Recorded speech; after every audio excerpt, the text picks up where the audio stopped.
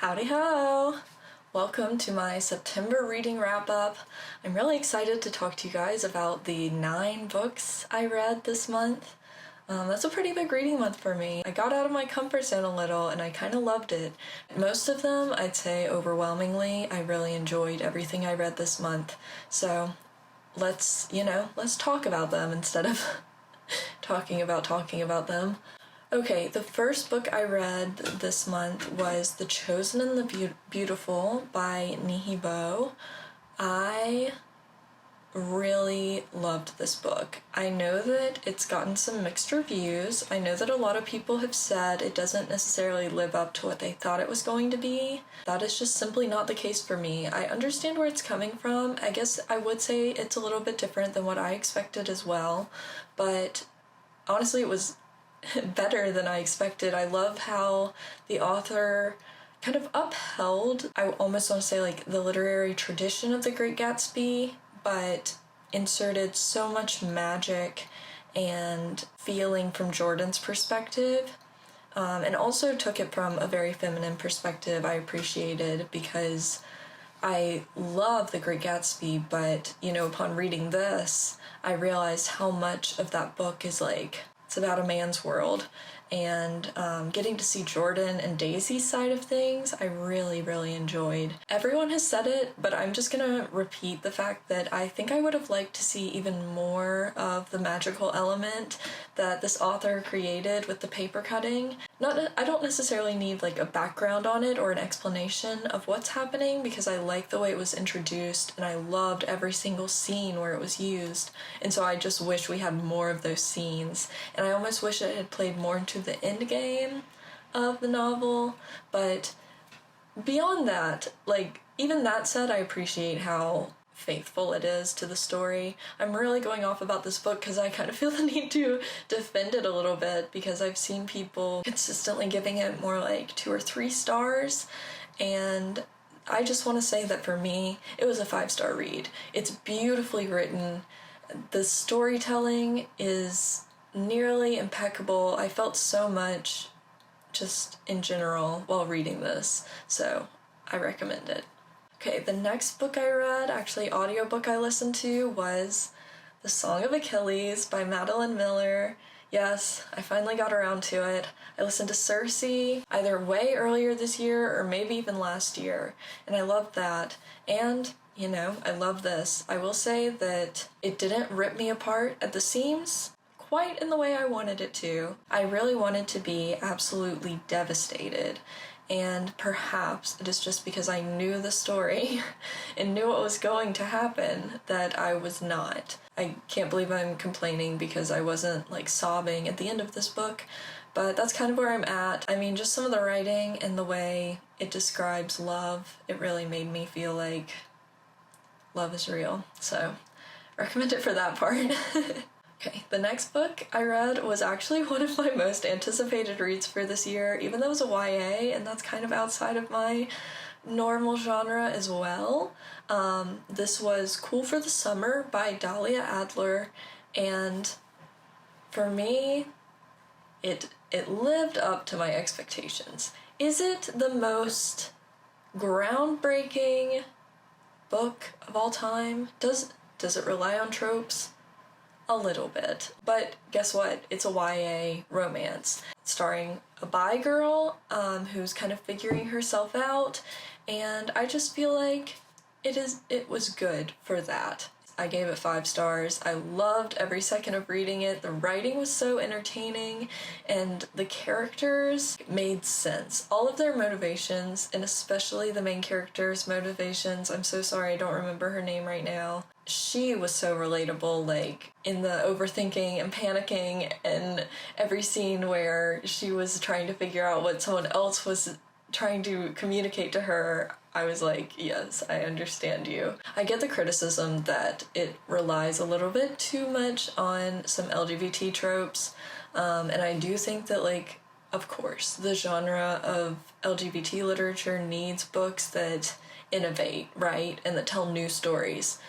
At the same time, these kinds of things are necessary too, I think, where it's just like a normal coming-of-age story by why high schoolers who aren't sure about themselves and their sexuality need stories like this to feel like, oh yeah, that is exactly what I'm experiencing. So these stories are valid too, and that's where I'll leave it. The next book I read was a reread, but I will share it anyway. New American Best Friend by Olivia Gatwood. These are poems, and I just felt like I needed to return to this one. Manic Pixie Dream Girl is one of my favorite poems ever. I will say that I liked this just as much, but the emotions I had while reading it were entirely different. When I first got it, when I was in college, I found a lot of humor in her writing, and I think that she is humorous. I think that that's something that a lot of spoken word poets do really well. But mostly, I got mad. I got really mad while reading this. Oh, to clarify, not mad at her, just at our society, because the way she talks about womanhood is incredible, and I think that this is a good book to read when you're just feeling very upset about the way women are treated and the way people are taken advantage of. So I'll leave it at that, but I'm glad that I revisited it because it gave me some clarity on some feelings. Okay, next up, I talked about this in my fall TBR, also a reread, but from a long, long time ago. I did read The Golden Compass by Philip Pullman. I've been taking a bit of a break before starting The Subtle Knife. As you can tell, I've read a lot of books, and I'm just trying to read what interests me. This was a solid 4 stars. I think I've said it again before, I don't really like fantasy. The plot of this novel in particular, I can't speak for the whole series, is so heart-wrenching to me, of the gobblers taking the children and separating them from themselves. It really did get me quite emotional. There were parts where I felt on the verge of tears because I do feel like Lyra is one of the best young fantasy heroines that we have. She's written in a way that is so special, that really conveys to the reader how special she is. So highly recommend, even if you are not a fantasy person. I think this is a really good entry point, and I understand that it's probably for a much younger audience than I am, but I think this is great all ages reading. The next book I read was How to Change Your Mind by Michael Pollan.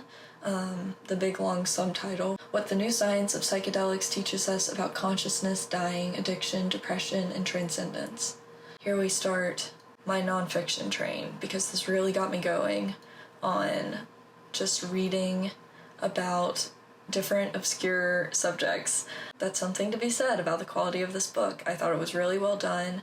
Michael Pollan is a journalist, and so I think the writing style made sense to me as someone who reads journalistic writing all day. It was easy to ingest, but also made you think. It put you into some action and then took you out and gave you some history.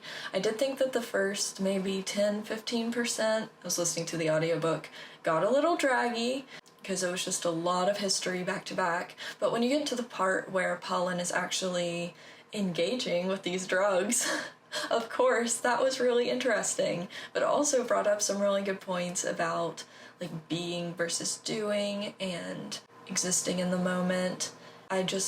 I think that this is a really good read for anyone who has ever considered doing psychedelics, because it taught me so much about how to approach taking these drugs and how a lot of psychologists approach taking these drugs. And even talking about this might get me put on a watch list, but I just definitely came away from this with a new perspective on how psychedelics work and what we can use them for beyond just recreational use. So there you go. FBI, please don't watch this. Let's talk about Exciting Times. I still have not learned how to say this name. I'm so sorry. Nisha Dolan. That's so easy. Anyway, I've now been sitting with this book for well over a week. I still don't know how I feel about it. I'm now verging toward being more on the 3-star range of things because, to be honest, I got really frustrated while reading this.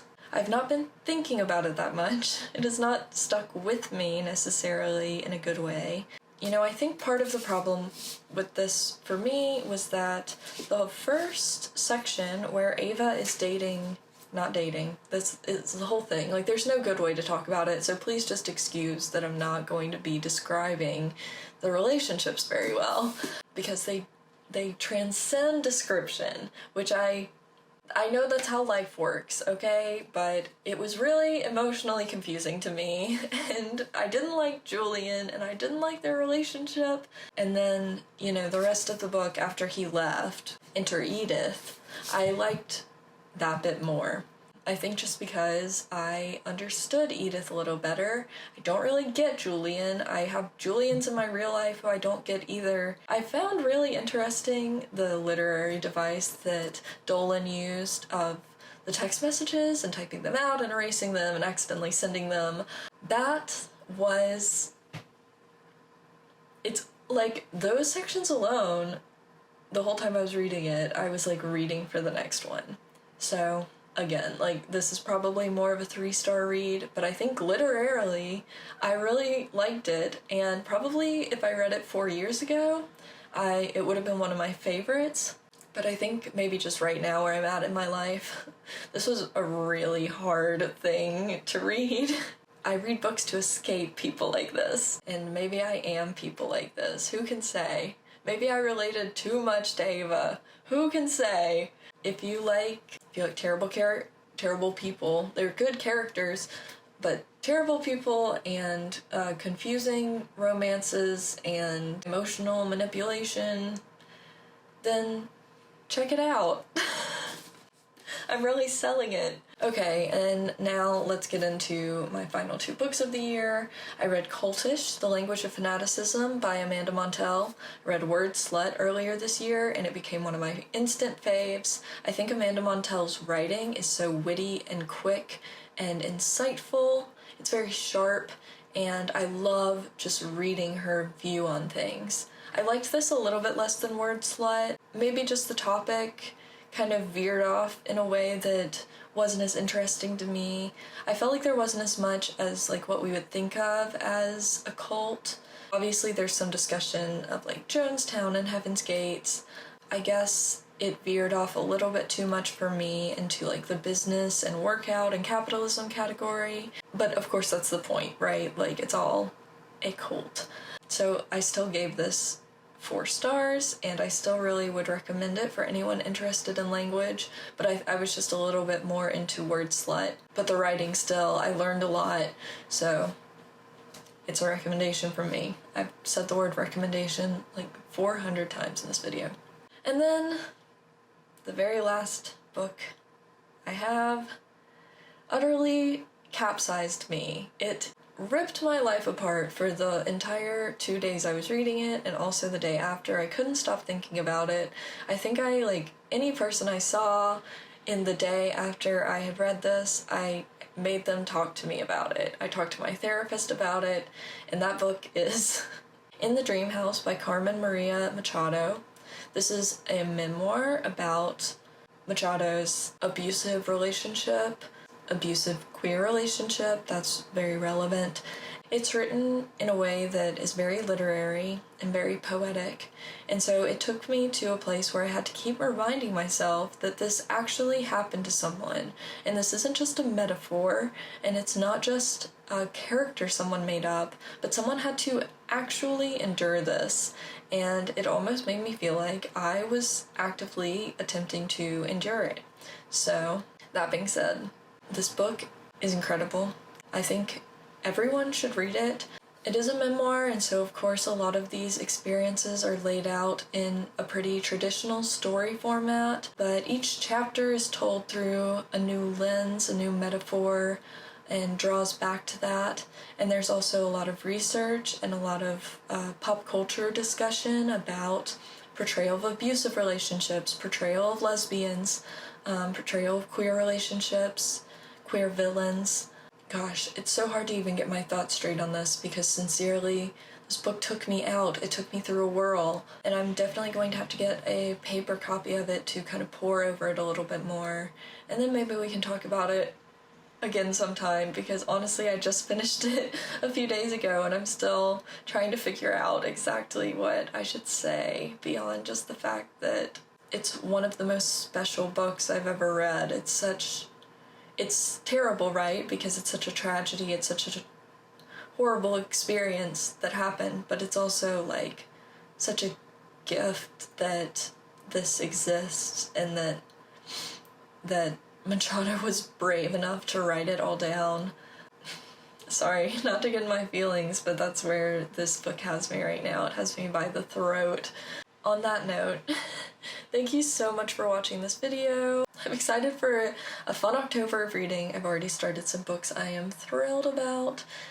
Like and subscribe if you like this content. If you want to see more, let me know what you want to see. Feel free to send me recommendations, talk about which of these books you liked and didn't like. I'd love to hear your opinion. Read in the Dream House. I'll see you next time. Bye!